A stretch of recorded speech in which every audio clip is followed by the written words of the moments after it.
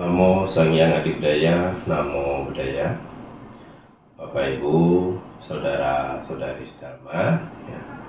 Pada kesempatan hari ini saya akan berbagi dengan tema memahami cerita atau kisah di balik syair Dhammapada. Dan pada kesempatan hari ini saya akan membahas Dhammapada bab 1 Yamakawaka ayat 2 yang berbunyi Mano Bubbhagama Dhamma Mano Setha Mano Maya Mana Sace Pasanena Pasatiwa Karotiwa Tatunang Sukhang Manweti Cayawa Anapayini, yang artinya pikiran adalah pelopor dari segala sesuatu, pikiran adalah pemimpin, pikiran adalah pembentuk. Bila seseorang berbicara atau berbuat dengan pikiran murni, maka kebahagiaan akan mengikutinya bagaikan bayang-bayang yang tak pernah meninggalkan bendanya. Bapak Ibu, saudara-saudari sedharma, syair ini dibabarkan oleh Buddha berdasarkan kisah dari Brahmana Adina Pubbaka. Brahmana Adina Pubbaka ini memiliki seorang putra yang bernama Mata Kundali. Brahmana Adina Pubbaka adalah orang yang kaya raya, namun dia memiliki sifat pelit atau kikir,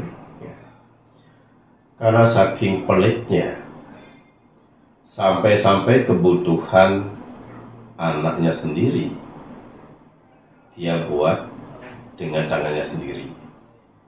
Misalnya untuk perhiasan anaknya, gelang, kalung, dan sebagainya dia buat sendiri dengan pergi bertanya pada pandai emas atau yang membuat gelang. Dan pada suatu ketika Adina Pubbaka ini sakit,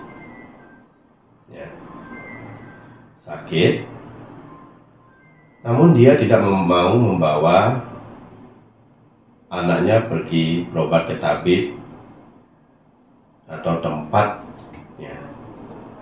kita berobat atau dokter dan sebagainya, karena takut dia itu mengeluarkan uang atau biaya untuk pengobatan anaknya. Akhirnya dia berpikir agar dia tidak mengeluarkan uang, dia pergi ke tabib untuk menanyakan apa resep obat untuk orang yang sakit ini dan itu. Dia dikasih tahu, dia praktekkan sendiri, dia buatkan sendiri. Namun semakin hari penyakit anaknya itu semakin parah. Dia sudah pergi ke berbagai tabib, namun tidak ada satupun yang menyembuhkan anaknya. Ketika anaknya sudah semakin parah, barulah dia pergi membawa anaknya ke tabib, namun tidak satupun tabib yang mau menerimanya. Akhirnya dengan putus asa, Brahmana Adina Pubbaka ini membawa anaknya pulang. Di situ juga dia berpikir, pikiran kikirnya masih begitu kuat, dan dia berpikir, kalau saya menaruh anak saya di dalam rumah, maka orang-orang atau tetangga yang datang menjenguk akan mengetahui kekayaan saya. Alangkah lebih baiknya anak saya taruh di luar, di depan pintu atau di beranda rumah, sehingga mereka yang datang menjenguk anak saya tidak melihat harta kekayaan saya. Sehingga suatu ketika kebiasaan Sang Buddha, sebelum kita patah, di pagi-pagi hari, ya, Buddha selalu melihat seluruh sekeliling, ya, siapa yang bisa saya bantu hari ini. Dengan kekuatan mata batinnya, beliau melihat Adina Pubaka ini bisa mencapai kebahagiaan, ya, dan juga bisa menyadarkan orang tuanya. Lalu setelah itu beliau pergi pindah patah ke rumahnya Brahmana Adina Pubaka. Sesampai di depan pintu, dia melihat Brahmana muda mata kundali terbaring lemah, tidak merespon siapapun yang datang. Nah, di situ Buddha menunjukkan kekuatan batinnya, yaitu dengan menampakkan cahaya untuk memancing perhatian pemuda mata kundali. Ketika Buddha mengeluarkan cahaya dari tubuhnya, Brahmana muda mata kundali membuka matanya dan melihat Buddha ada di sampingnya. Seketika itu muncul kebahagiaan di dalam dirinya dan keyakinan terhadap Buddha, Dhamma, dan Sangha. Kebahagiaan yang luar biasa dengan keyakinan yang sangat kuat. Setelah dia menyatakan perlindungan terhadap Buddha, Dhamma, dan Sangha, dia meninggal dengan batin yang penuh kebahagiaan dan terlahir di surga Dusita, ya. Sehingga setelah kepergian Brahmana muda ini atau mata kundali, bapaknya menjadi frustasi, ya, atau si Brahmana ini menjadi frustasi.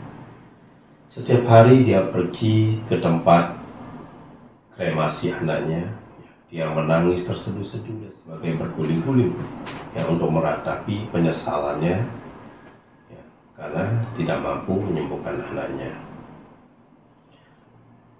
Nah, di saat itu juga si Brahmana muda ini melihat, ya, orang tuanya yang diliputi oleh kesedihan yang begitu kuat. Muncul rasa belas kasihannya, ingin menyadarkan orang tuanya. Lalu Brahmana mata kundali ini yang terlahir di surga Dusita, ya, turun ke bumi dan menampakkan dirinya di depan Brahmana, ya, menunjukkan diri di depan Brahmana, menangis berguling-guling seperti apa yang dilakukan oleh Brahmana, ya. Ketika Brahmana melihat ini, dia pun bertanya kepada pemuda mata kundali, "Siapakah Anda, wahai pemuda yang penuh dengan kecahayaan yang terang, perhiasan yang berkilau? Ada apakah? Kenapa Anda menangis? Apakah ada yang bisa saya bantu?" Nah, di situ Brahmana itu mengatakan bahwa saya menangis karena kehilangan 2 roda kereta saya. Lalu sang Brahmana bertanya, "Terbuat dari apakah roda kereta Anda? Terbuatkah dari perak, emas, tembaga? Biar saya bikinkan." Namun pemuda ini mengatakan, "Wahai Brahmana, roda kereta saya terbuat dari matahari dan rembulan." Lalu Brahmana juga mengatakan, "Kamu sudah gila. Mana bisa roda terbuat dari matahari dan bulan? Itu hal yang tidak mungkin." Lalu pemuda ini pun mengatakan, "Sama halnya wahai Brahmana, orang yang sudah meninggal juga tidak bisa hidup kembali. Tidak bisa hidup hanya dengan ratapan dan tangisan." Setelah mendengar hal ini, Brahmana pun menjadi sadar dan bertanya, apa yang Anda katakan benar. Anak saya tidak akan mungkin kembali. Dan lalu, siapakah Anda sebenarnya? Lalu pemuda ini mengatakan, saya anakmu, Brahmana Adina Ubaka, yaitu Mata Kundali.